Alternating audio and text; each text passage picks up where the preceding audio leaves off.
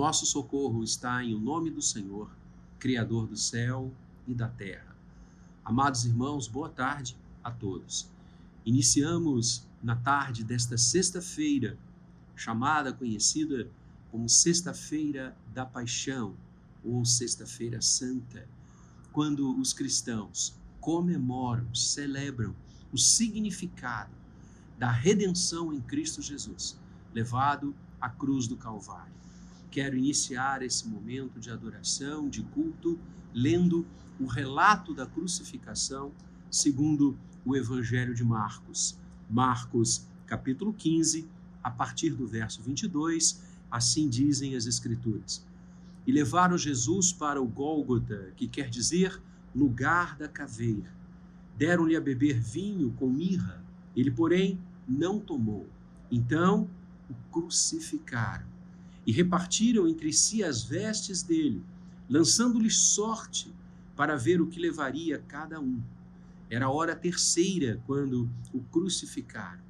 E por cima estava em epígrafe a sua acusação: Rei dos Judeus, o Rei dos Judeus. Com ele crucificaram 2 ladrões, um à sua direita e outro à sua esquerda. E cumpriu-se a Escritura que diz: com malfeitores foi contado. Os que iam passando blasfemaram dele, meneando a cabeça e dizendo: Ah, tu que destróis o santuário e em 3 dias o reedificas, salva-te a ti mesmo, descendo da cruz. De igual modo, os principais sacerdotes com os escribas, escarnecendo entre si, diziam: salvou os outros, a si mesmo não pode salvar-se. Desça agora da cruz o Cristo, o Rei de Israel, para que vejamos e creiamos. Também os que com ele foram crucificados o insultavam. Chegada a hora sexta, houve trevas sobre a terra até a hora 9. E o crucificaram. O ato da crucificação, rapidamente lido aqui no Evangelho de Marcos e tão conhecido de todo o povo de Deus, se desdobra e chega ao seu clímax quando o Senhor é levado ao Calvário, à cruz do Calvário, o Gólgota. E ali, entre o momento da sua crucificação e a sua morte, o Senhor, durante 7 vezes, em 7 oportunidades, ele falou, ele ministrou. E é exatamente sobre cada uma dessas palavras que nós vamos refletir neste culto especial, como todos os cultos são, porque culto é encontro com Deus. Damos assim as boas-vindas. Teremos 7 palavras, 7 mensagens abordando esses 7 momentos que o Senhor Jesus expressou-se na cruz do Calvário. Entremeadas de cânticos, de louvores ao Senhor, tenho certeza que será uma grande bênção para todos nós. Deus o abençoe, ouçamos o que o Senhor disse na cruz e aprendamos com cada uma dessas palavras para a edificação nossa e glória do nosso Deus. Desde já, uma feliz Páscoa a todos, porque a cruz acontece na sexta e o túmulo vazio reverbera no domingo. Deus o abençoe, em nome daquele que morreu e ressuscitou por nós. Amém.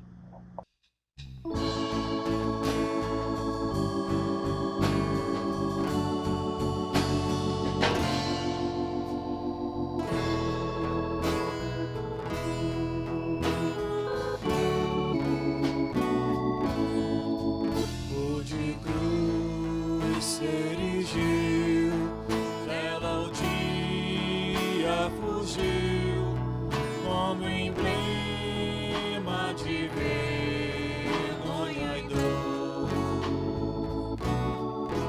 mas eu sei que na cruz, nesse dia, Jesus deu a vida por mim, pecador. Sim, eu amo a mensagem da cruz, seu triunfo, meu gozo será. dia em lugar de uma cruz, a coroa Jesus me dará. Desde a glória dos céus, o Cordeiro de Deus ao Calvário humilhante baixou. Nessa cruz para mim há mistério sem fim, porque nela Jesus me salvou. Sim, eu amo a mensagem da cruz, seu triunfo, meu gozo será, pois um dia em lugar de uma cruz, a coroa Jesus me dará.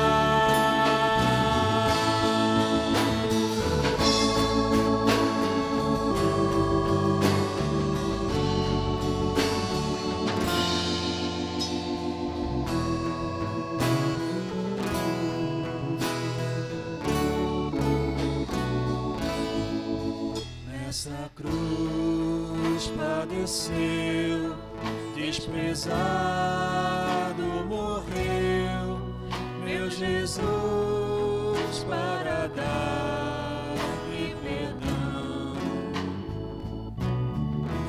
Eu me alegro na cruz, ela vem graça e luz para minha santificação.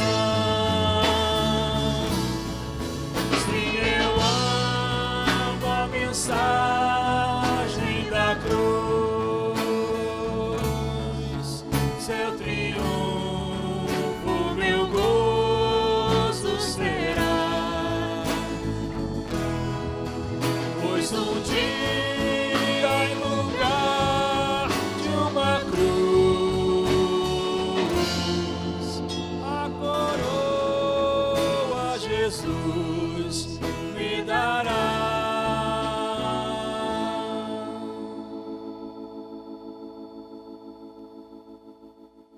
Boa tarde, igreja. Eu espero que você esteja tendo um bom feriado e que você esteja tirando esse momento para refletir acerca da obra de Cristo na cruz.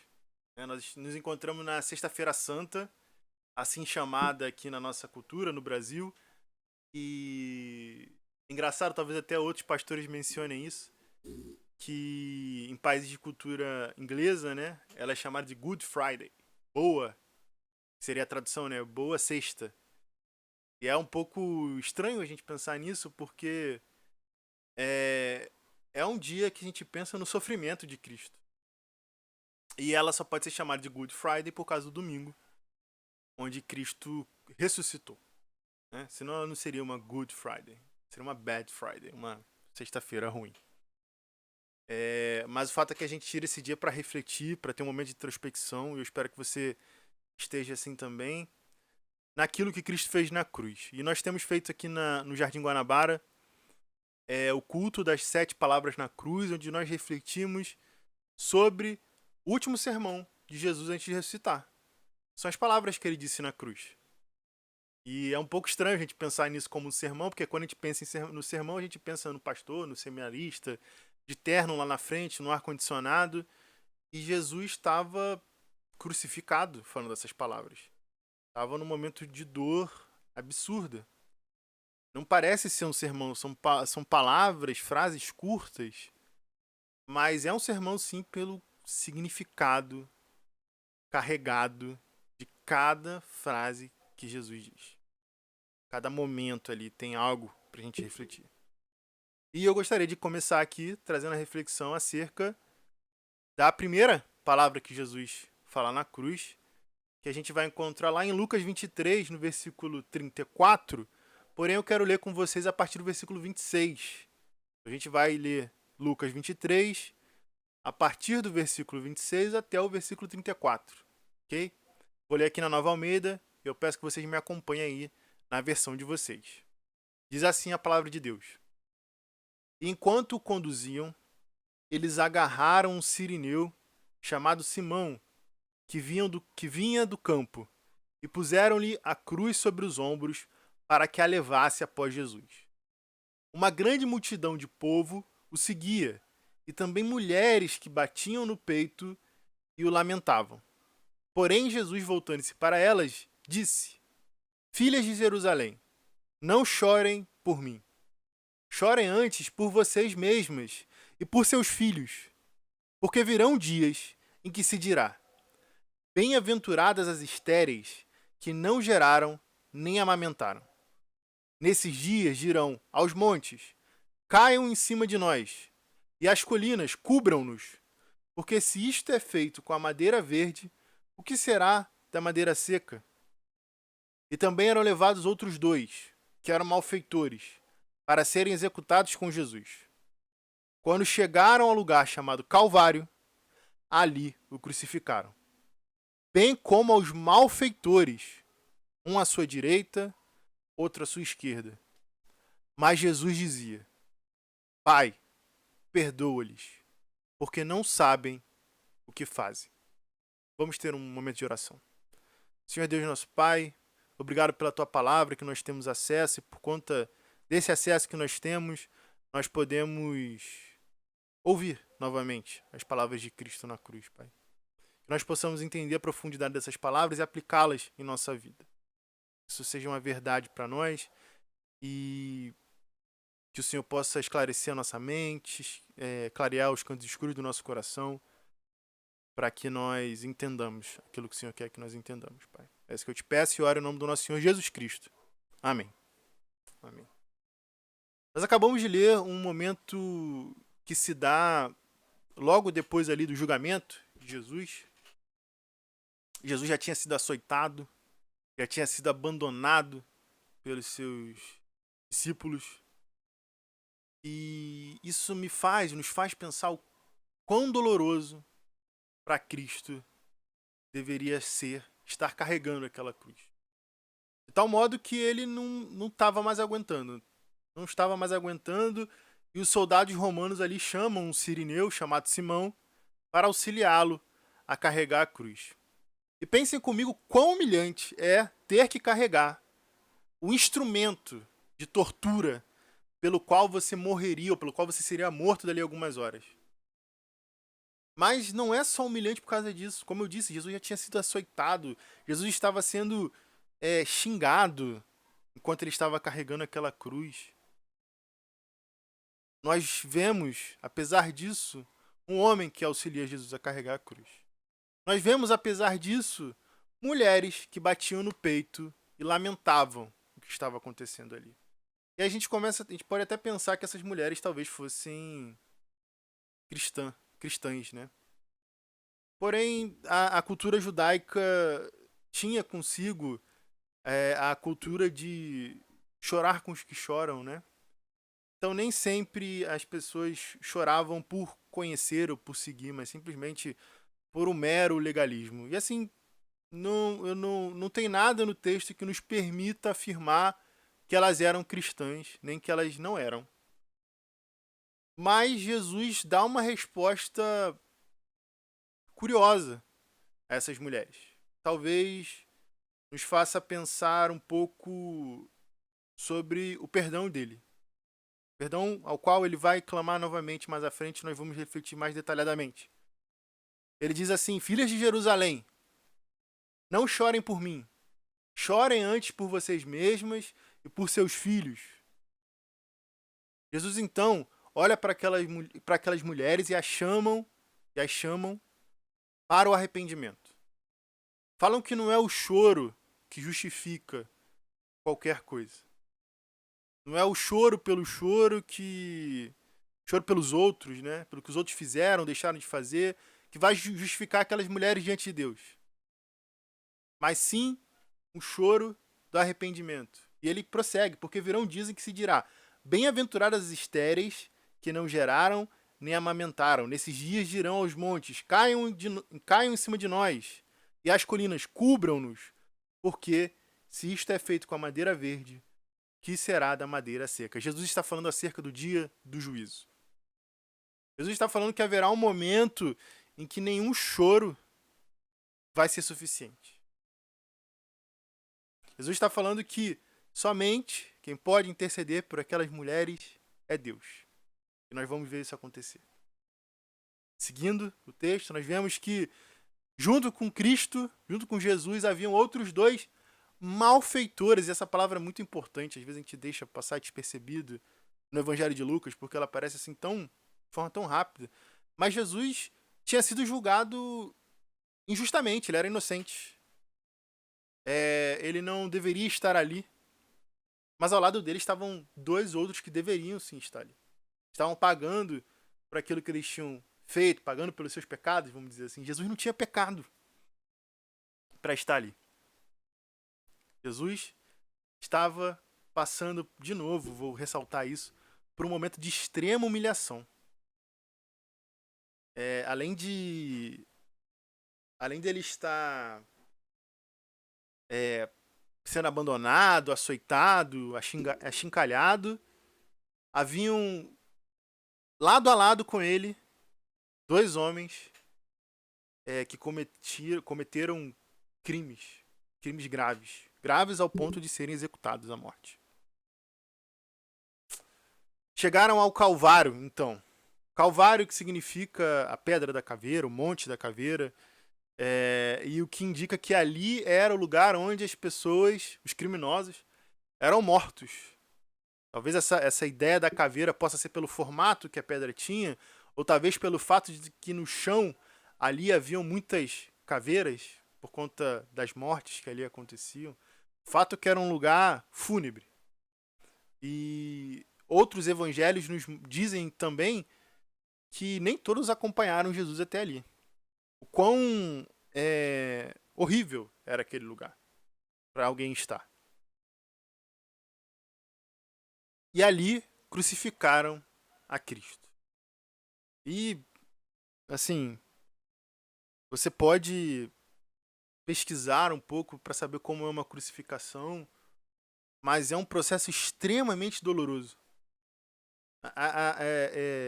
Eu tenho uma cruz aqui no meu quarto para me recordar disso, não é um objeto de culto. A ideia da cruz, a gente ter a cruz em algum lugar, é para nos recordar da dor que Cristo passou. Então, toda vez que eu olho para cá, eu lembro dessa dor que Cristo passou ao ter seus braços, suas mãos pregadas no madeiro, seus pés pregados no madeiro, e lá ter ficado pendurado, sendo sustentado por pregos. Não estava se agarrando ali.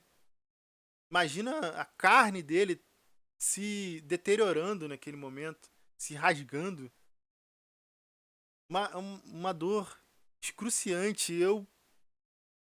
Ao me enxergar nessa situação, eu só me vejo chorando, gritando. Entretanto, Jesus vira e diz, e ora. Diz ao Pai que está nos céus: Pai, perdoa-lhes, porque não sabem o que fazem. A primeira palavra de Jesus na cruz é acerca do perdão. Do perdão que ele está trazendo e que se estende até nós até hoje. E ele não está falando isso para aqueles que criam nele, para aqueles que o seguiam. Ele está falando isso para aqueles que estavam crucificando. Se a gente para pensar, se põe nessa situação de novo, você não ia querer abençoar alguém que estava... Não ia falar para Deus para perdoar aquela pessoa, você ia, enfim, gritar de raiva. Mas Jesus clamou por perdão àqueles homens. E algumas pessoas até vão discutir se a palavra ali que Jesus estava falando era perdão mesmo ou não. A palavra lá em grego é aphiemi.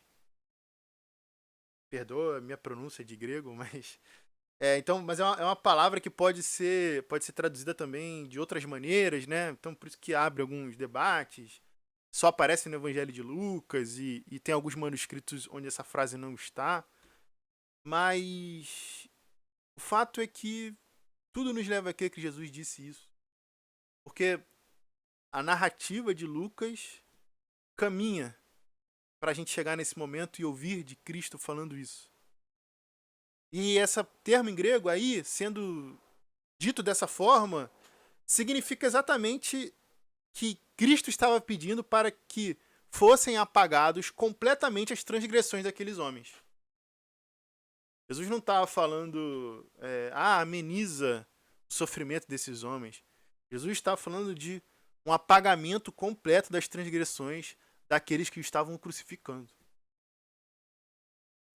O que nos leva a crer e entender isso é que a mesma construção no grego a gente vai encontrar lá em Lucas 11:4, onde Jesus ensina a orar, e ele diz: perdoa os nossos pecados, assim como nós perdoamos. Ele estende àqueles homens pecadores perdão que ele nos ensinou a pedir a Deus.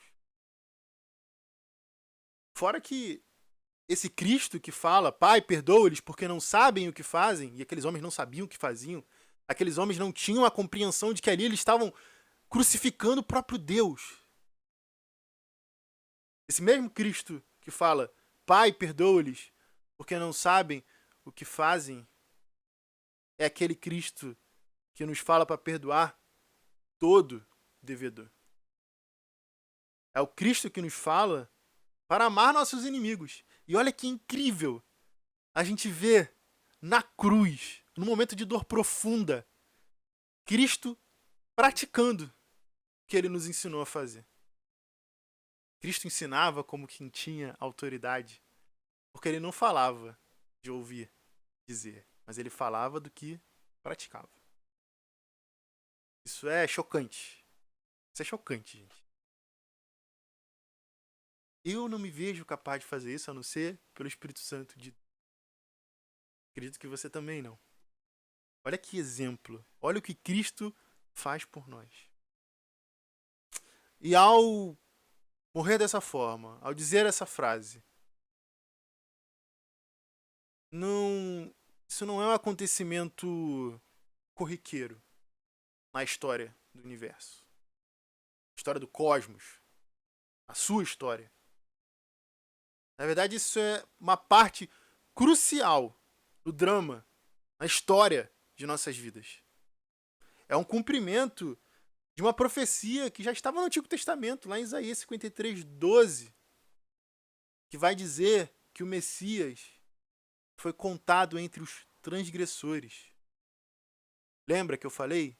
Quis enfatizar que ele foi crucificado entre malfeitores.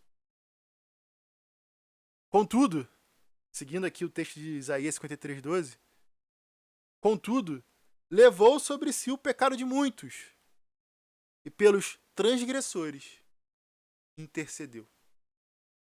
Essa frase, Pai, perdoa-lhes porque não sabem o que fazem, é o cumprimento de uma promessa. Estava lá em Isaías 53:12. Jesus, carregando sobre si os pecados de muitos, intercedendo pelos transgressores. Esse não é um momento pequeno na história da humanidade. Esse não é um momento pequeno na história do universo, do cosmos, na sua história.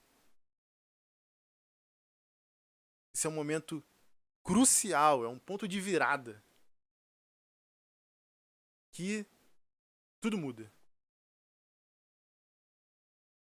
Então, meus irmãos, que a gente possa entender que essa palavra de Cristo na cruz tem um significado profundo.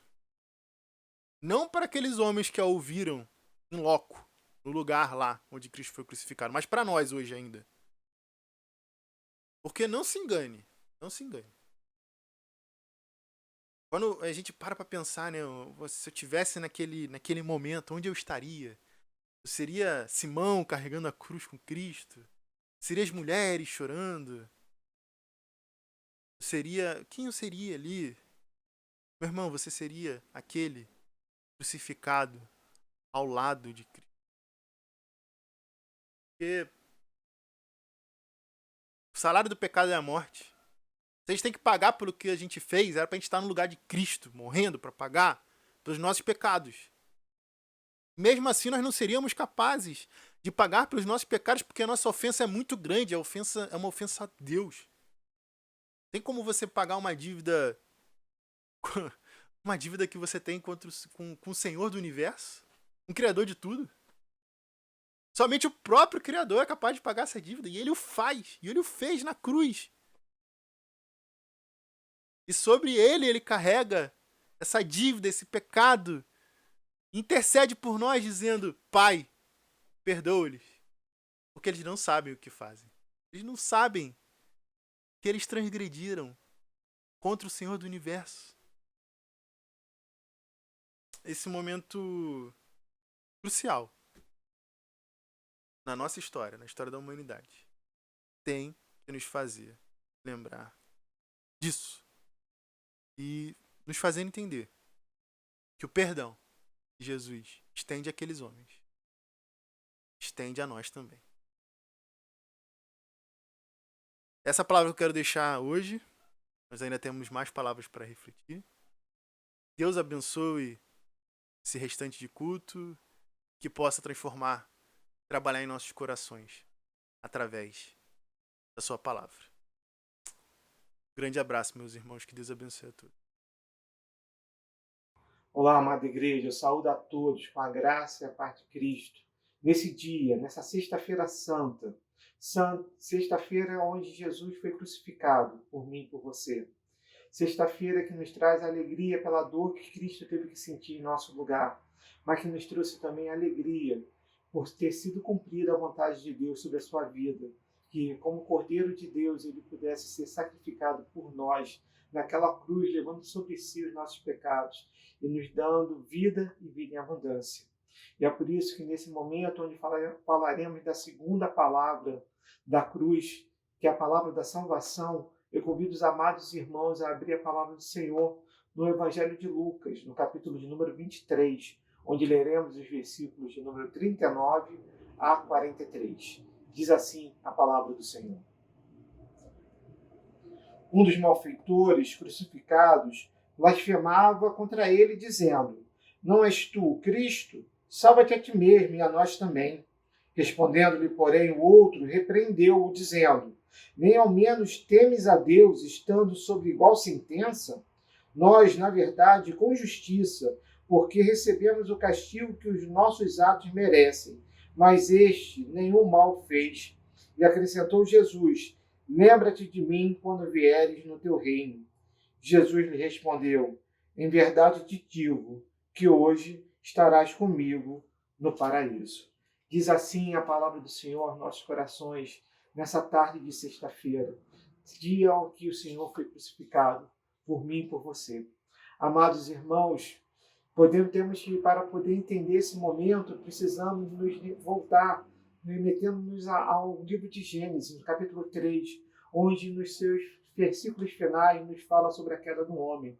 Eis que o homem pecou, eis que o homem e sua esposa comeram do fruto da árvore do conhecimento do bem e do mal, e que agora, tendo esse conhecimento, não poderiam mais estar na presença de Deus, porque tinham agora noção e entendimento sobre seus pecados.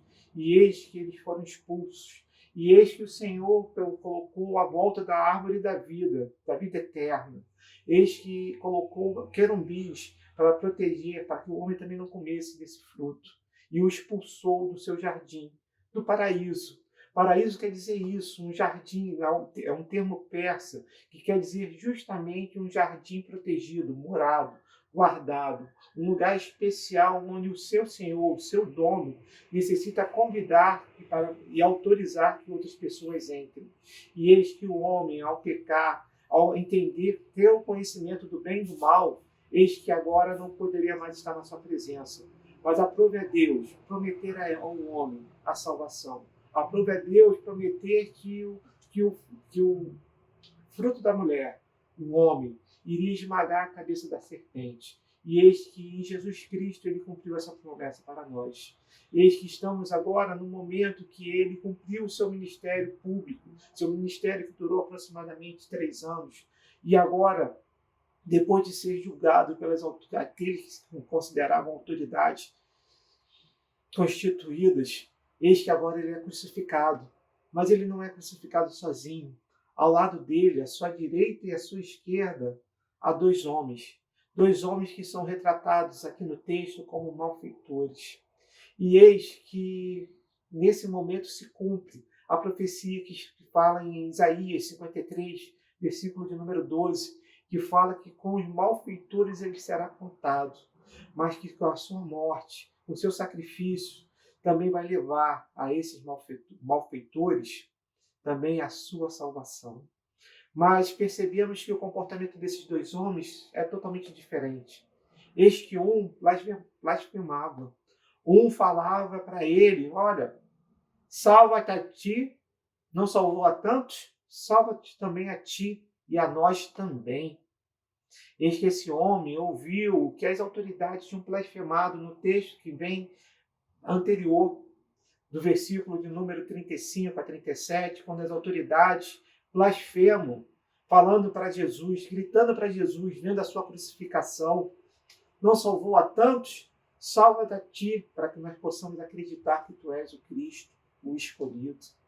Eis que esses homens, que viram tantos sinais, tantas maravilhas acontecendo, não reconhecem Jesus como seu pastor, como Cristo de Deus.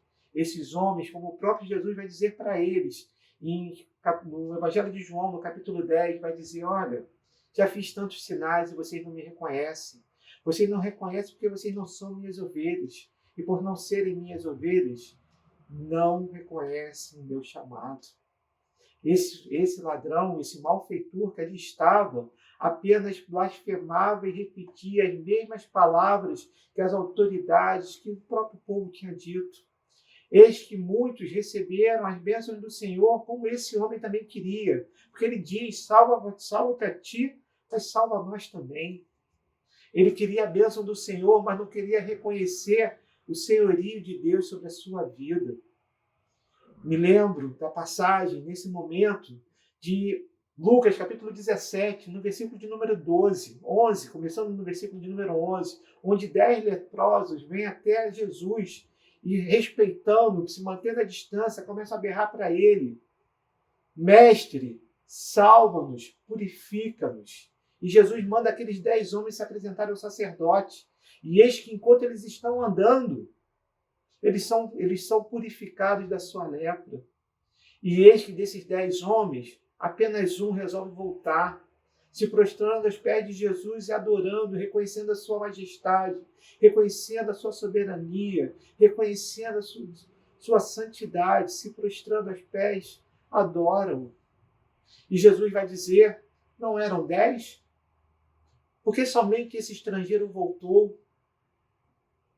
Vai, a tua fé te curou. Eis que 10 receberam a bênção do Senhor de ter a lepra curada, mas somente um foi salvo, teve seus pecados perdoados, porque reconheceu a Jesus Cristo como seu Salvador. Eis que esse homem, na cruz, não reconhece a Jesus como seu Senhor e Salvador, mas quer a sua bênção. Muitos estão enganados por aí. Muitos, como diz Jesus, a multidão correu atrás dele por ter visto a multiplicação dos pães. Mas quantos verdadeiramente reconheceram como Senhor, seu Senhor? Comportamento este que esse homem teve totalmente diferente do outro ladrão, do outro malfeitor que também estava sendo crucificado. Eis que esse repreende o primeiro e diz, não faça isso. Não vê que nós estamos aqui por justiça de Deus, estamos pagando pelos nossos pecados, porque a palavra nos garante que o salário do pecado é a morte. E aqueles homens que tinham sido malfeitores sabiam que estavam sendo crucificados pelos seus pecados, pelas suas atitudes, mas aquele homem, além de reconhecer que Deus estava sendo justo, ele olha para Cristo Jesus ao seu lado e pede: Senhor, quando vier o teu reino, lembra-te de mim. Amados irmãos, eis que esse homem talvez tenha visto Jesus fazer milagres.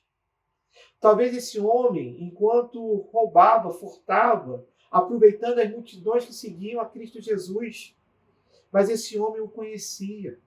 Esse homem pode ter visto ele fazer milagre, ou simplesmente, voltando ainda ao texto anterior que eu citei, ter ouvido os soldados romanos dizerem que ele era o rei dos judeus, que eles queriam ver o reino dele.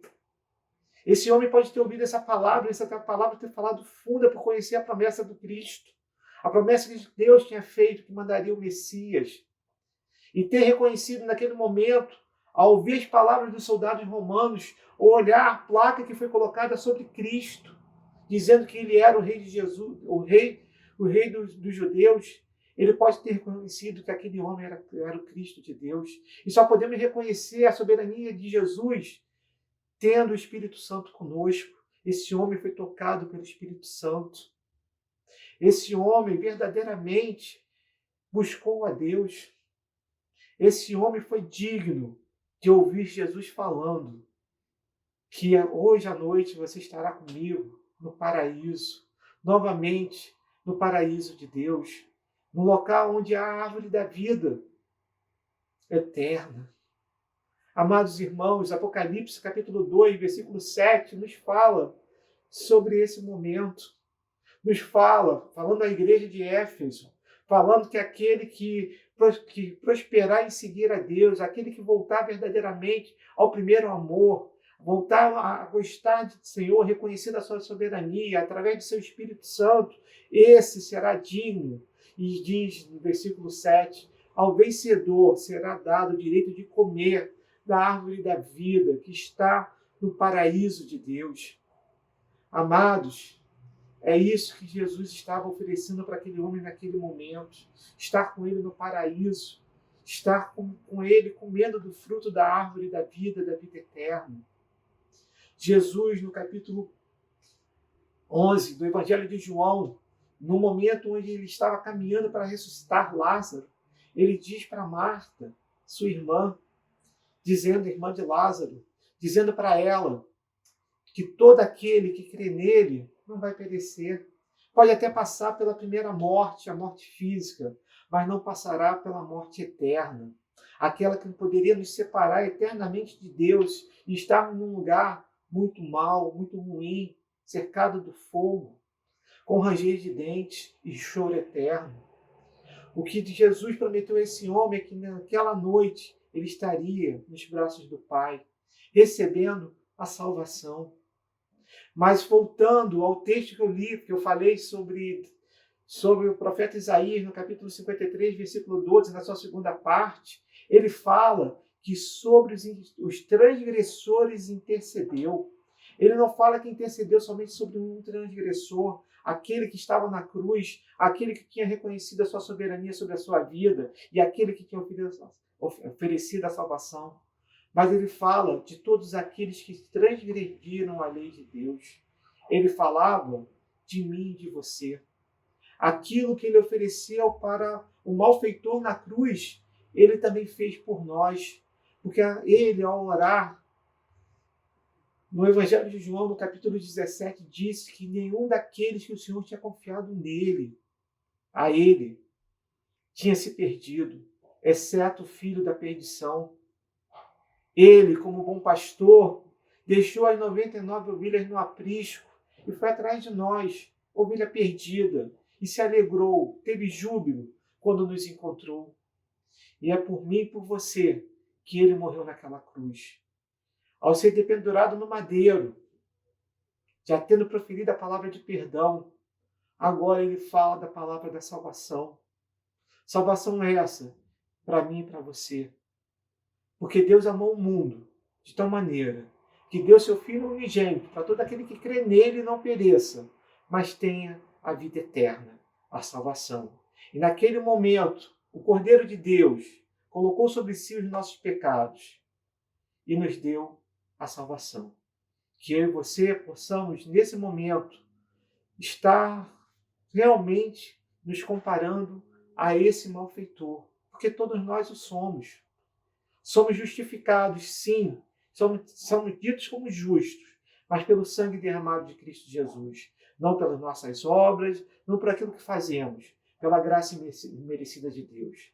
Que eu e você possamos, nesse momento, pedir que o reino de Deus venha sobre nós, porque ele veio, porque a palavra nos garante que o reino de Deus começou com a vinda de Cristo. É um já e ainda não, porque ainda não temos a sua plenitude, mas nós temos a certeza da salvação, da vida eterna, e que um dia estaremos todos juntos, reunidos nos braços do Pai, louvando e bendizendo o seu nome. Bendito seja o nome do Senhor, bendito seja Cristo Jesus, nosso Senhor e Salvador. Bendito seja Ele que morreu por nós, para que nós pudéssemos ter vida e vida em abundância. Que Deus abençoe a toda a igreja.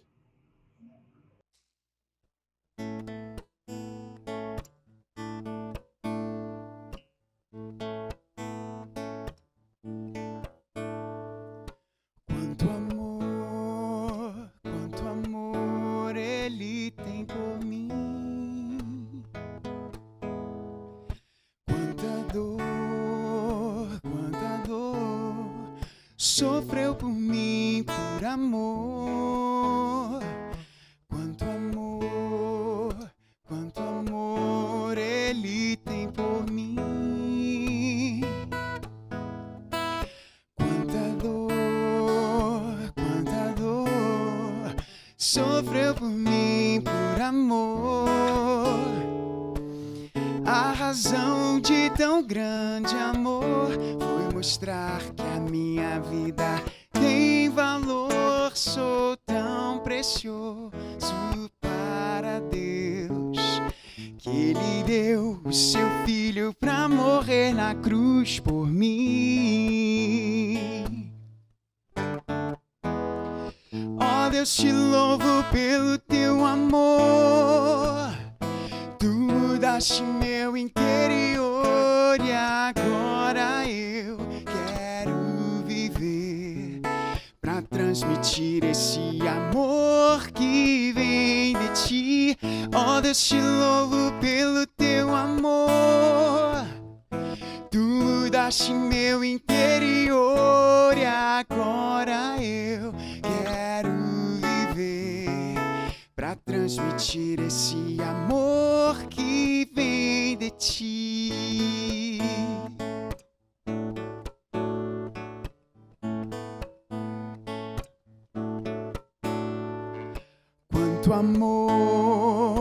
Quanto amor Ele tem por mim. Quanta dor sofreu por mim, por amor. Quanto amor Ele tem por mim. Quanta dor sofreu por mim, por amor. A razão de tão grande amor foi mostrar que a minha vida tem valor. Sou tão precioso para Deus, que Ele deu o seu Filho pra morrer na cruz por mim. Ó Deus, te louvo pelo teu amor. Tu mudaste meu interior e agora eu quero viver pra transmitir esse amor que vem de ti. Ó Deus, te louvo pelo teu amor. Tu mudaste meu interior e agora eu quero viver pra transmitir esse amor que vem de ti.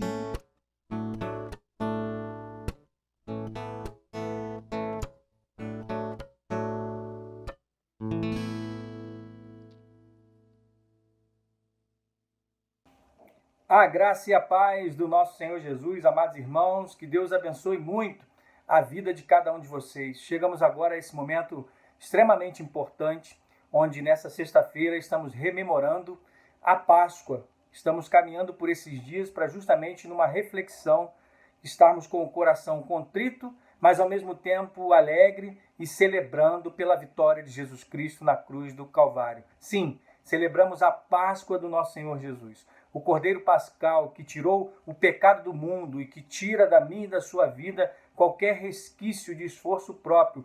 Ele nos resgatou na cruz do Calvário.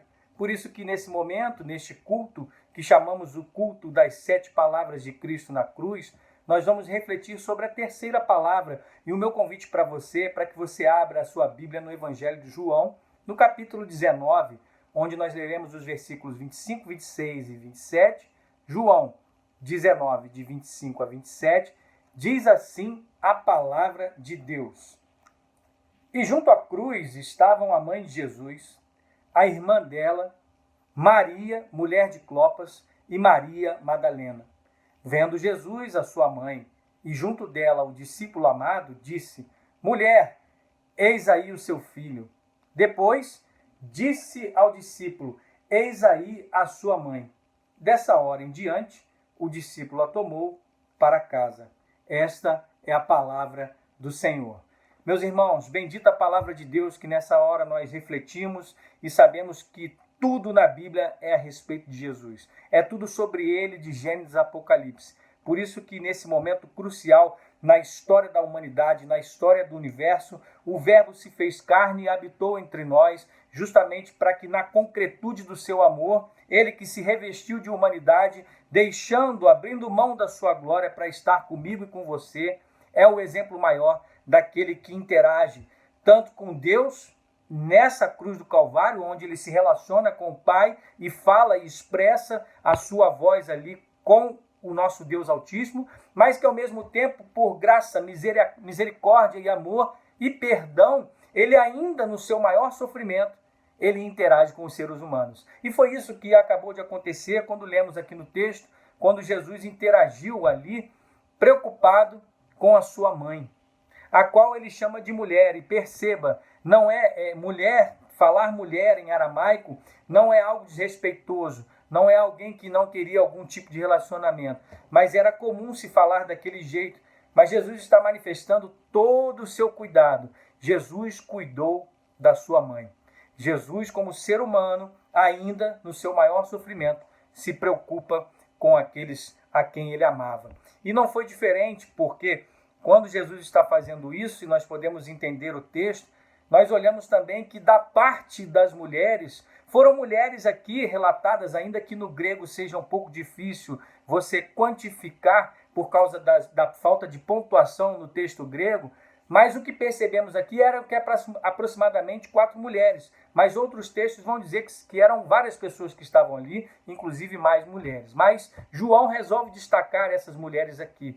O fato é que eram mulheres corajosas, mulheres que serviram ao nosso Deus. E isso é um exemplo para mim e para você. O que seria de nós se não fossem as mulheres da nossa igreja, que vão até o final na missão, e foi isso que aconteceu aqui também. Mulheres altamente corajosas, que não se amedrontaram e foram até aos pés da cruz ali para prestar ali todo o seu apoio ao nosso Senhor Jesus. É bem fato que também o discípulo amado dito aqui é João, que também não se acovarda e caminha com Cristo ali até a cruz do Calvário. Mas o que eu quero destacar comigo e com você nesse momento, nesse dia onde nós estamos rememorando o sacrifício de Cristo na cruz, é que nesse momento de maior necessidade, você encontra essas mulheres corajosas, mas os discípulos originais, os primeiros discípulos de Jesus, sequer nós podíamos encontrá-los em lugar algum.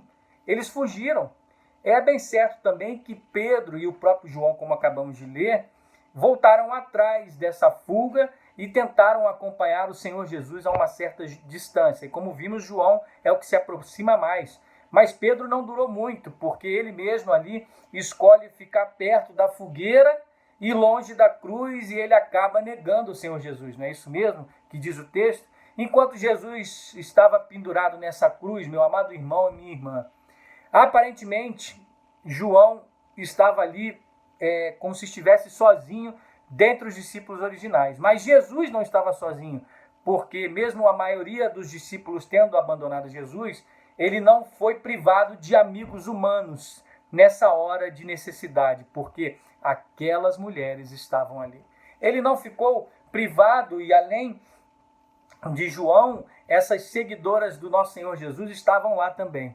Ao lado de Jesus estavam ali a sua mãe, a irmã da mãe de Jesus, Maria, esposa de Clopas, que talvez seja o mesmo relato dos dois discípulos no caminho de Emaús, que um deles se chama Cleopas, e talvez fosse esposa desse aí. Então você perceba, talvez se for a esposa de Cleopas, é uma mulher corajosa que está aos pés da cruz, enquanto o próprio Cleopas, no momento, resolveu deixar tudo para trás e voltar decepcionado, mas Jesus vai ao encontro dele. Mas esse é um outro assunto. Mas é isso, meu irmão e minha irmã.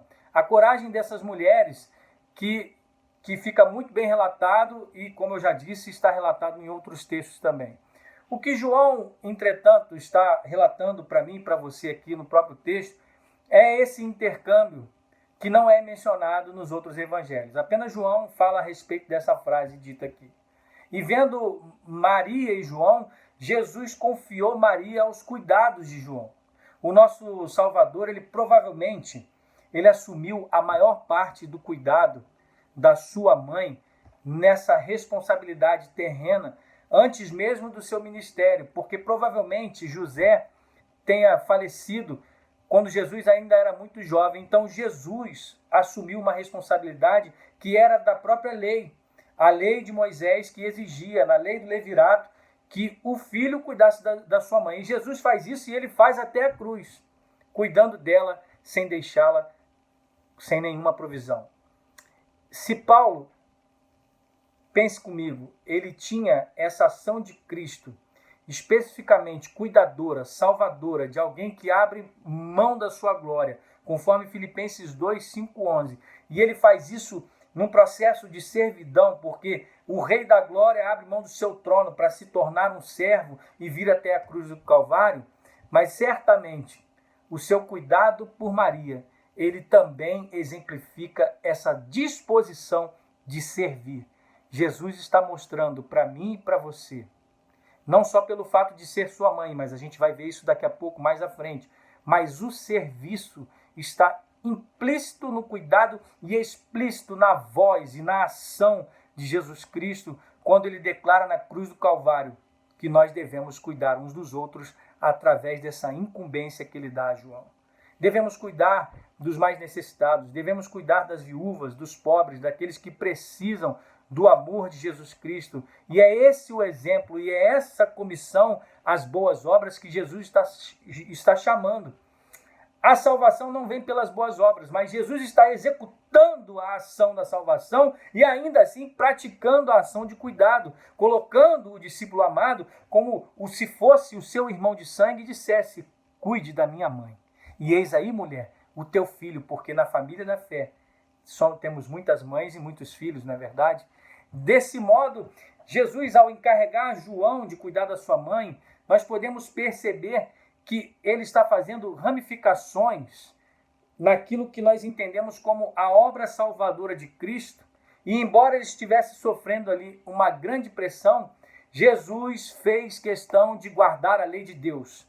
De que maneira? Agora sim, honrando a sua mãe, de acordo com o 5º mandamento. E de acordo com esse 5º mandamento, certificando-se que ela seria sustentada, conforme Êxodo 20, 12. E também conforme, você pode olhar lá o texto do Evangelho de Marcos, de 7, do versículo 9 até o 13. Ou seja, Jesus continuou a cumprir a lei. E, na verdade, ele guardou a lei até o final. Para que, meu amado irmão e minha irmã? Para que a sua justiça na cruz do Calvário fosse perfeita, para que ninguém o acusasse de nada, para que nada no mundo espiritual levantasse qualquer tipo de acusação e dissesse: Jesus não guardou a lei completamente porque ele não deixou sua mãe com os devidos cuidados. Deixou. E ele faz isso na concretude do seu amor ao deixar ali manifesto o seu cuidado para com João. Por isso que somos colocados nessa tarde, nessa meditação, diante de Deus, conforme Paulo nos apresenta na segunda carta aos Coríntios, capítulo 5, versículo 21. Fomos posicionados diante de Deus por causa da sua salvação. E nos méritos de Cristo, recebemos todas as bênçãos espirituais que têm um reflexo também na nossa vida material, na nossa vida pessoal, quando servimos ao nosso Deus. Ele é um Deus que tem prazer em abençoar os seus filhos. E Jesus Cristo, como o Deus de Maria, a abençoa e abençoa também João. Por isso fica aqui o nosso coração grato ao nosso Senhor Jesus e ao nosso Deus, porque Ele tem cuidado de nós. Nesse momento, que você possa refletir, que você possa orar, agradecendo a Deus pela salvação e pelo cuidado que Ele tem para comigo e com você, porque a sua justiça foi perfeita e Ele cumpriu por mim e por você tudo aquilo que nós não poderíamos. Por isso, o meu desejo é Feliz Páscoa, que Deus te abençoe muito.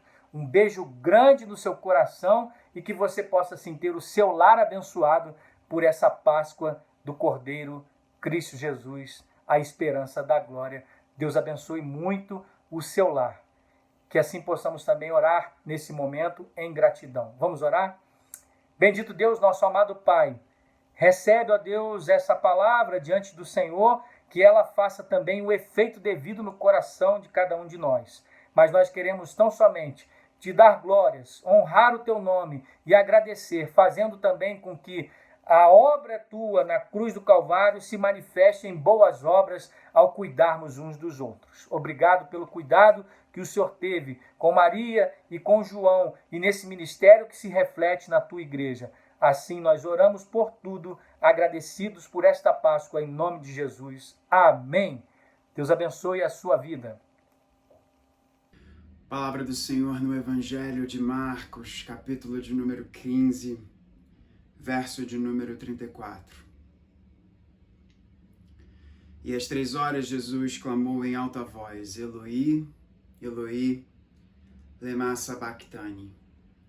Isso quer dizer, Deus meu, por que me desamparaste? O que você acha que foi a pior experiência de Jesus na cruz?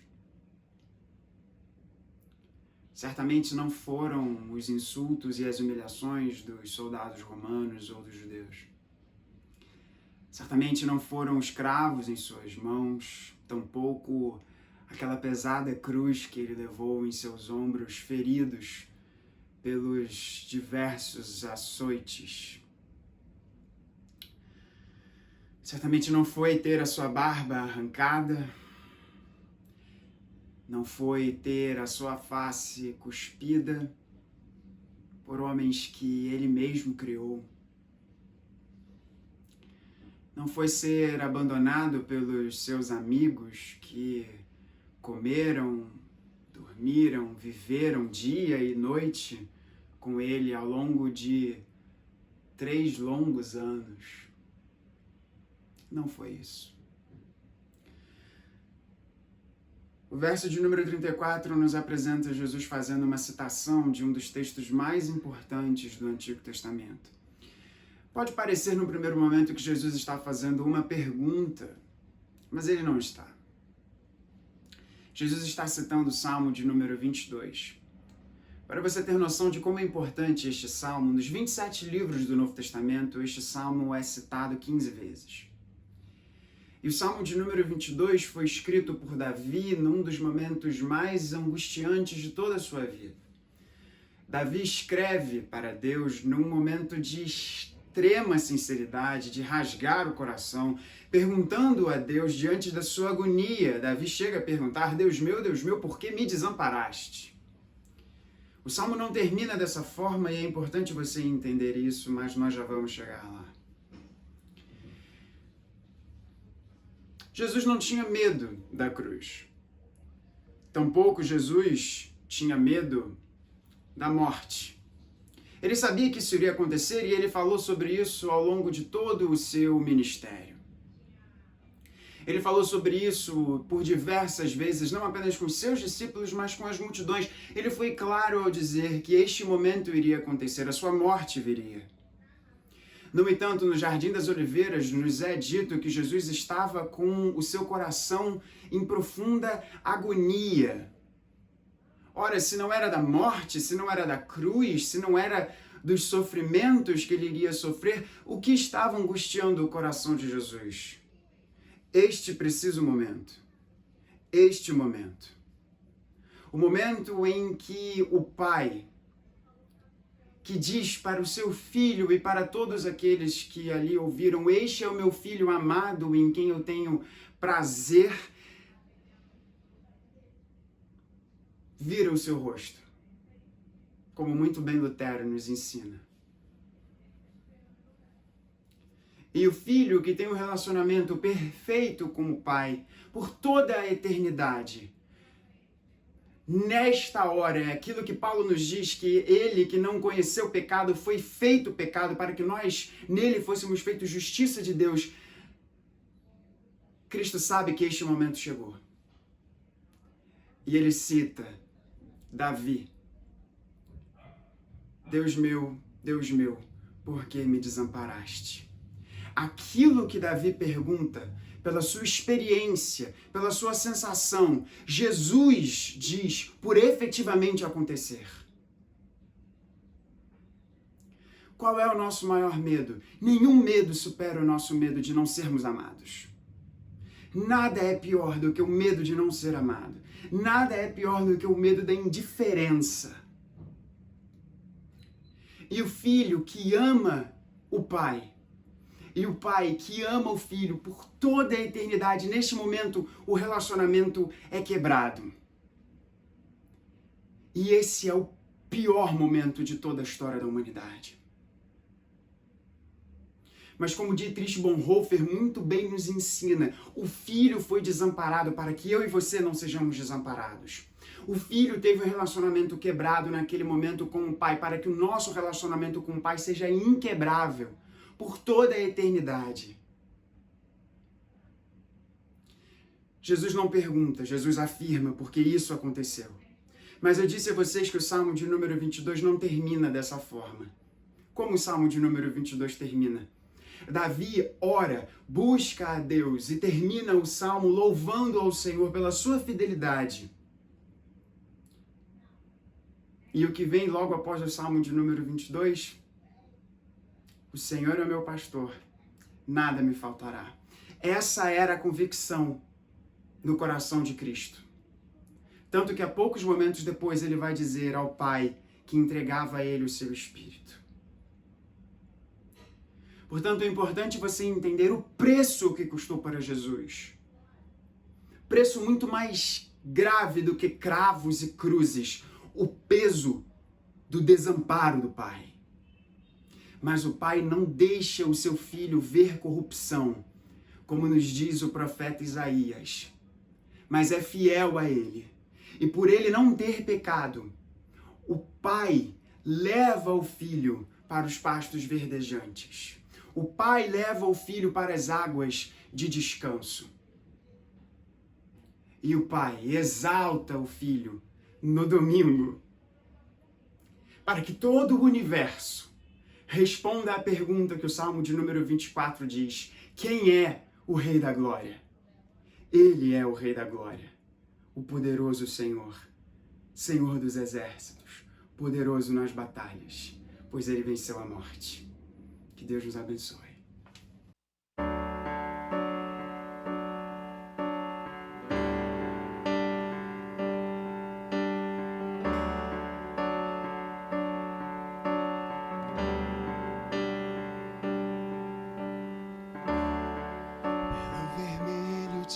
Sua túnica, a cada prego, a cada martelar,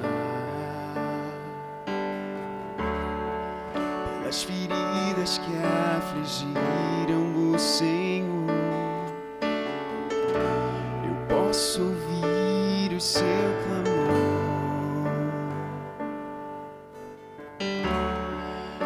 eu desejo que eles sejam em mim, para que vejam tua glória. vergonha não se encontra mais em mim. Para a liberdade me liberto.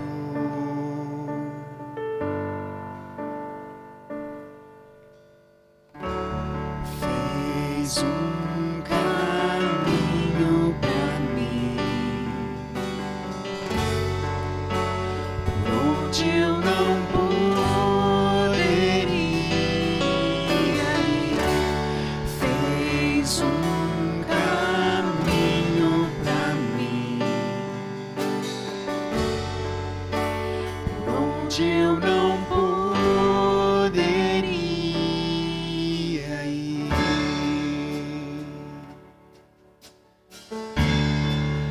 Pelo vermelho de sua túnica, a cada prego, a cada martelar,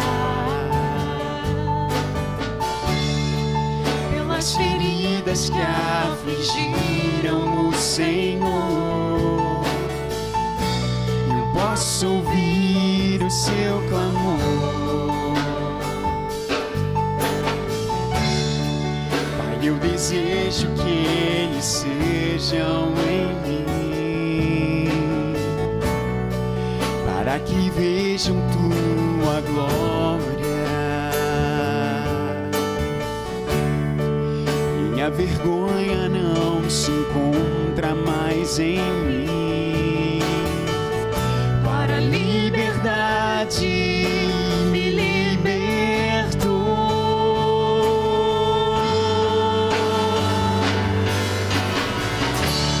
Fez um caminho pra mim, por onde eu não poderia ir. Fez um caminho pra mim, por onde eu não poderia ir. Eu sou teu, tu és meu, e seremos juntos pra sempre. Eu sou teu, tu és meu, e seremos juntos pra sempre.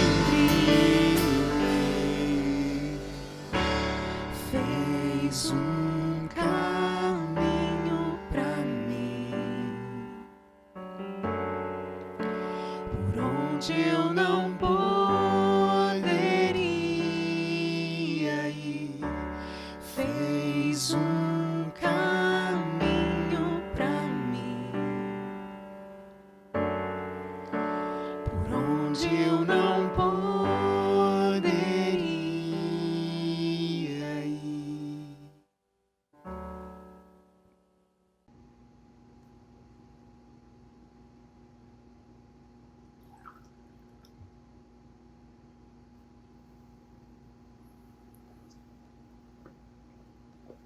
Tenho sede, disse o nosso Senhor Jesus, preso naquela cruz. No final de uma tarde, sol escaldante, o corpo já gritando por tanto sofrimento. Tenho sede. Nosso Deus usa, ao longo de toda a Escritura, muitas passagens que envolvem água. Quando ele providenciou água para matar a sede do seu povo no deserto, brotada de uma rocha. Quando ele abriu as águas do Mar Vermelho, reteve as águas do Jordão para que o povo passasse em segurança. Quando ele diz que a raiz de uma árvore que pode até aparentar estar seca, mas que quando sente o cheiro das águas, ela pode ser renovada. Tenho sede, disse o Senhor Jesus, preso naquela cruz. O próprio Senhor Jesus, ele também teve muita afinidade com águas. Foi batizado nas águas do Jordão, totalmente mergulhado naquelas águas. E agora, na cruz, ele diz: tenho sede. Talvez só um gole pequeno. O próprio Senhor Jesus que ensinava os seus discípulos, dizendo que aquele que desse um copo de água fria para qualquer um desses pequeninos seguidores seus, jamais perderia o seu galardão.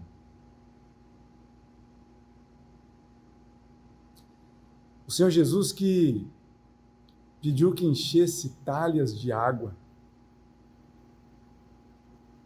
para transformá-las em vinho, para que a alegria da festa continuasse, uma festa de casamento. O Senhor Jesus que encontrou uma mulher samaritana na beira de um poço, indo buscar água, e que ele travou um diálogo com aquela mulher, dizendo que se ela bebesse da água daquele poço, ela teria que voltar no dia seguinte, e depois, porque tornaria a ter sede.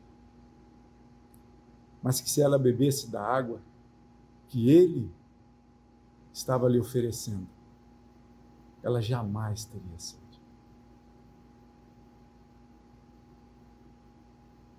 Tenho sede, disse o Senhor Jesus, preso naquela cruz.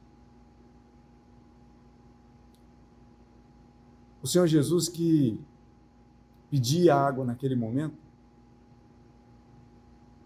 para cumprir a profecia, talvez trazida para a nossa mente no Salmo de número 69 ou no Salmo de número 22, em que diz que quando teve sede, deram vinagre para beber.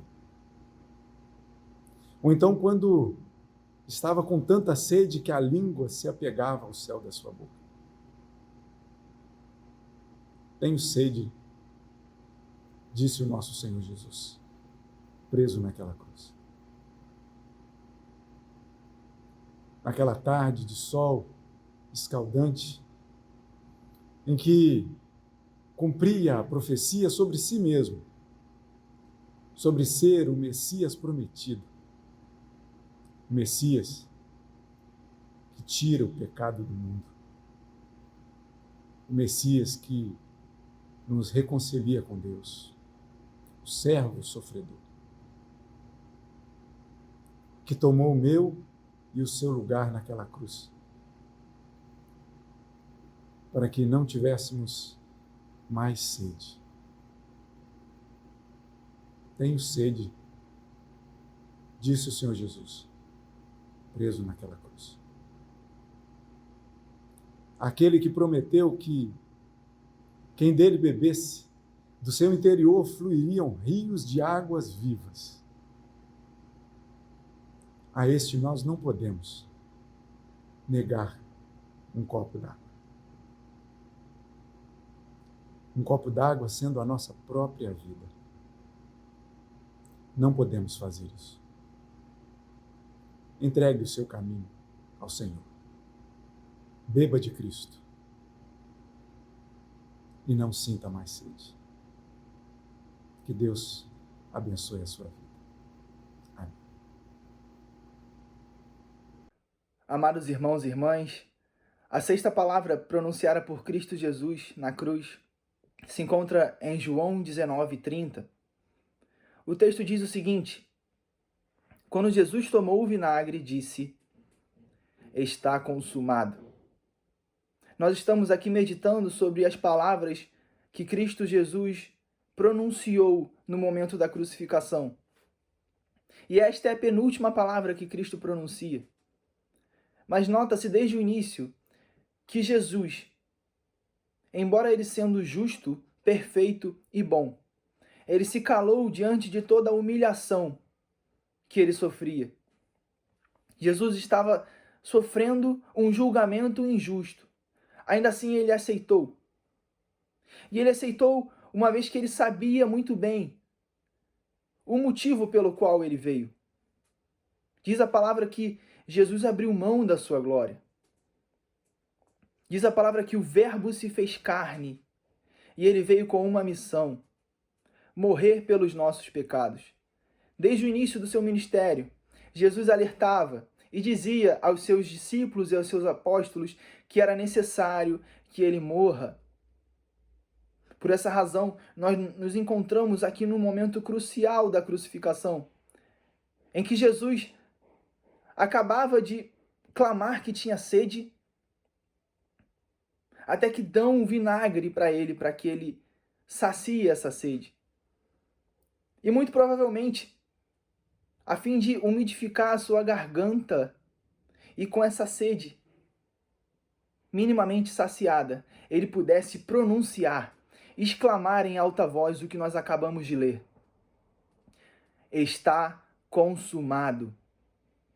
Cristo Jesus diz ao seu Pai, como um filho que recebeu a missão de seu Pai, e essa missão se encontra finalmente cumprida, completa, acabada, finalizada, satisfeita.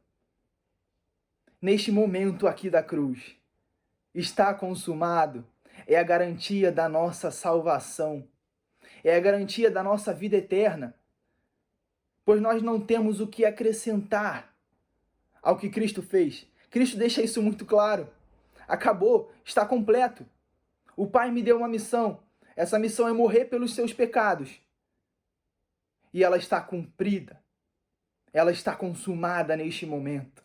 Vocês não precisam acrescentar nada a ela a fim de que sejam salvos. Apenas creiam em mim. Isso é maravilhoso porque nós somos falhos, nós erramos, nós tropeçamos, nós falhamos, nós sofremos. E até mesmo nós podemos praticar boas obras. Mas o que está sendo dito aqui neste momento é que ao final de nossas vidas, nós não seremos salvos pelas nossas obras, por melhor que tenham sido elas. Nós seremos salvos em razão do que Cristo Jesus fez por nós. Diz a palavra que se confessares com a tua boca que Jesus é Senhor e creres com o coração que ele ressuscitou dos mortos, serás salvo. Ao final das nossas vidas, nós seremos salvos pelo mesmo motivo, exatamente a mesma razão que o ladrão da cruz foi salvo. Ele se arrependeu dos seus pecados, ele creu em Jesus. E Jesus disse para ele: hoje mesmo estarás comigo no paraíso. Essa é a garantia da nossa salvação. A obra de Cristo Jesus consumada na cruz é a garantia da vida eterna. E é por essa razão que eu e você hoje podemos ser chamados de filho amado, discípulo amado. Não em virtude daquilo que nós praticamos, não em virtude das nossas obras, mas em virtude da boa obra e perfeita praticada por Cristo naquela cruz. Que Deus abençoe vocês.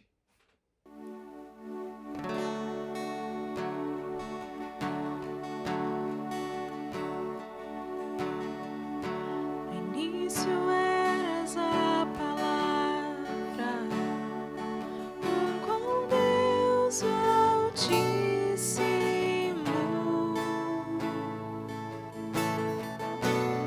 O mistério de tua glória, Cristo em ti se revelou. Oh, quão lindo esse nome é! Oh, quão lindo esse nome é! O nome de Jesus, meu Rei. Oh, quão lindo esse nome é! maior que tudo Ele é. Oh, quão lindo esse nome é, o nome de Jesus.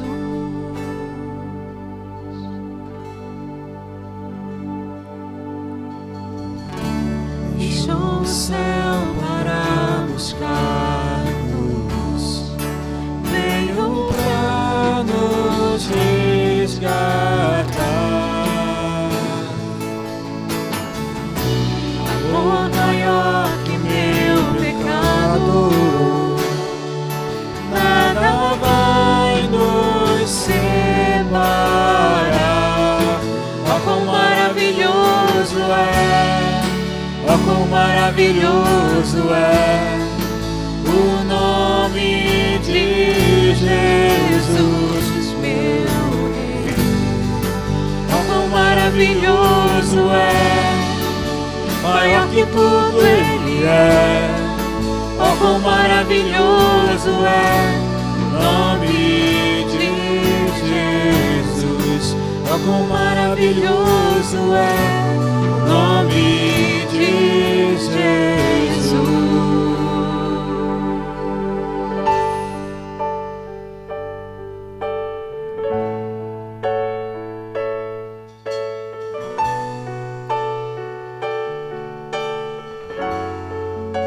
A morte venceste, o véu tu rompeste, a tumba vazia agora está. O céu te adora, proclama tua glória, pois ressuscitaste, vivo estás. És invencível, inigualável, hoje pra sempre reinarás. Teu é o reino, tu é a glória, acima de todo nome estás. Poderoso esse nome é, poderoso esse nome é, o nome de Jesus, meu Rei. Poderoso esse nome é, mais forte que tudo é. Poderoso esse nome é, o nome de Jesus.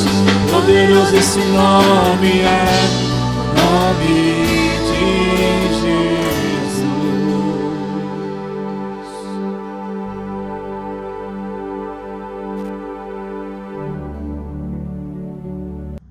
Queridos e amados irmãos, chegamos agora à última palavra que Jesus expressou na cruz, antes de entregar a sua vida em resgate de todo aquele que crê, de todo aquele que é conduzido até Ele, de todo aquele que abre o coração pelo toque do Espírito Santo e passa a crer na sua ressurreição, crer que Ele é o Senhor de todas as coisas. Cristo expressa esta sétima e derradeira palavra e está registrado em várias passagens bíblicas nos evangelhos. É um relato que os 4 evangelistas nos contam, mas nós vamos ficar com a narrativa de Lucas. Lucas 23, verso 46. Lucas 23, 46, quando o evangelho nos diz: então Jesus clamou em alta voz: Pai, nas tuas mãos entrego o meu espírito. E dito isto, expirou. Pai, nas tuas mãos entrego o meu espírito. E dito isto, expirou. Amados, esta derradeira palavra do Senhor na cruz do Calvário, no Gólgota, expressa algumas coisas que quero partilhar com você nesta hora. A primeira é o cumprimento cabal do plano redentivo de Deus, traçado desde a eternidade, quando a segunda pessoa da Trindade, no pacto da redenção, como a teologia chama e define, assume que se faria homem, que tornar-se-ia carne, habitaria entre nós, iria até a cruz, iria até o Calvário, iria até o lugar de morte para dar-se por cada um de nós. A morte redentiva de Jesus é o cumprimento do plano eterno, salvífico de Deus. Jesus veio para a morte. Jesus veio para morrer por nós. Jesus veio para se entregar por nós. Desde o início do seu ministério, ele deixa isso claro. É a sua morte redentiva que culmina, que ultima, que celebra o pacto da redenção. Como João, logo no início do ministério de Jesus, João Batista vai olhar para ele e dizer: eis o Cordeiro de Deus, que tira o pecado do mundo. O Cordeiro de Deus, o Cordeiro perfeito, como o apóstolo Paulo, escrevendo aos Coríntios, vai dizer que Cristo é a nossa Páscoa. Ele é o Cordeiro Pascal, aquele que se dá, aquele que se entrega, como ele deixou claro na ceia, na instituição da ceia, quando ele diz: é o meu corpo, falando do pão, corpo oferecido por vós. Por isso, amados, quando Jesus diz: nas tuas mãos entrego o meu espírito ao Pai, ele está dizendo: eu cumpri a missão, eu cumpri a tarefa, eu cumpri o objetivo pelo qual eu vim. Por que Deus se fez homem? Para nos salvar.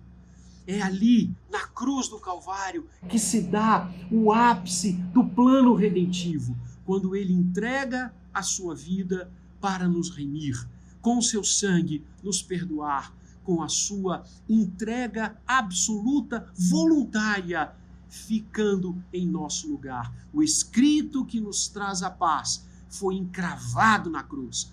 Segunda coisa, esta fala do Senhor demonstra o imenso, o incomensurável amor de Deus. Deus nos amou a ponto de se fazer carne, habitar entre nós e morrer na cruz. Em tuas mãos entrego o meu espírito. Deus não nos amou de palavra, Deus não nos amou apenas expressando verbalmente ou na sua criação, que já seria lindo, mas Deus vai além. Como o próprio apóstolo Paulo diz, Deus prova o seu próprio amor para conosco, pelo fato de ter Cristo morrido por nós, sendo nós ainda pecadores. Quer ver a prova incomensurável do amor de Deus por você? Olhe para a cruz. Quer ver a prova cabal de que você é tão relevante e importante para Deus, a ponto dele morrer em seu lugar? Ouça esta palavra da cruz: em tuas mãos entrego o meu espírito. Como recentemente ouvi de um pastor que muito admiro, Deus não provou o seu amor escrevendo nas nuvens que nos amava. Deus encravou na cruz a prova do seu amor para conosco. E finalmente, esta derradeira expressão do Senhor no Gólgota ensina-nos a dependência absoluta de Deus. Em tuas mãos entrego o meu espírito. E aqui o Senhor Jesus cita o Salmo 31, verso 5, cujo contexto é exatamente de dependência. O Senhor, na sua derradeira fala, como verbo encarnado, nos ensina e nos aponta a dependência total, absoluta, sem limites, sem parâmetros, que devemos ter em relação ao Pai, em relação à Trindade, a quem adoramos e servimos. Em tuas mãos entrego o meu espírito. Eu dependo do Senhor, eu me dou ao Senhor, eu celebro contigo, ainda que nesta hora de dor, nesta hora de morte, nesta hora de cruz, eu celebro que as tuas mãos dirigem a minha vida, que o Senhor é o autor de todas as coisas. Cristo se submete ao plano de redenção. Filipenses 2, ele se esvazia, assumindo a forma de servo, assumindo a natureza humana para ir à cruz. E nesta dependência de Deus, nesta dependência do Pai, tantas vezes expressa ao longo dos evangelhos, na própria oração do Pai Nosso, quando o Senhor nos ensina a orar, dizendo: Pai nosso que estás nos céus. A expressão que Jesus usa ali é a expressão Abba, que significa paizinho. Era a maneira inicial da criança que começava a balbuciar as primeiras sílabas, as primeiras falas, dirigir-se ao seu pai. Abba, paizinho. É assim que o Senhor nos ensina a viver com Deus. E ele faz isso, inclusive, no último momento da sua vida humana, da sua existência antes da cruz, antes da sua morte na cruz. Ele nos ensina a depender de Deus, como o bebê de colo depende do seu pai. Em tuas mãos entrego a minha alma. Ah, amados de Deus, que coisa linda, que momento bendito. O Senhor transforma aquela barbaridade da cruz, a barbaridade da sua morte em termos humanos, porque em termos salvíficos ela era não só necessária, mas impositiva. Mas isso não significa que não possamos expressar toda a rudeza da cruz. Ainda ali, nesta última palavra, antes de expirar, o Senhor nos ensina a depender de Deus. Esta é a fala da sétima palavra.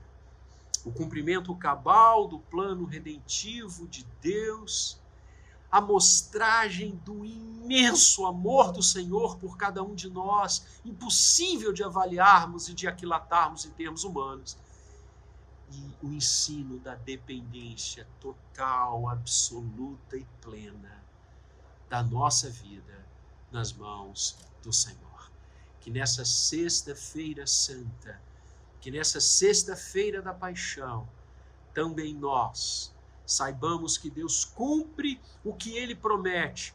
E Ele disse lá no Gênesis que da semente da mulher suscitaria aquele que esmagaria a cabeça da serpente. Satanás, o mal, o pecado, o inferno foi pisado na cruz do Calvário. Que nós aprendamos nessa sexta-feira santa que temos alguém que nos ama de forma impossível de rotularmos e de avaliarmos a grandeza deste amor. E este alguém não é qualquer um, é o próprio Criador de todas as coisas, que se importou tanto conosco, que se fez homem, habitou entre nós e foi ao Calvário para nos remir. E que nós aprendamos nessa sexta-feira santa, como Jesus lindamente nos ensina, como o Senhor das nossas vidas nos ensina, a entregarmos nas mãos do Pai todos os nossos momentos, sejam eles maravilhosos, festivos ou de grande impacto, como foi a cruz.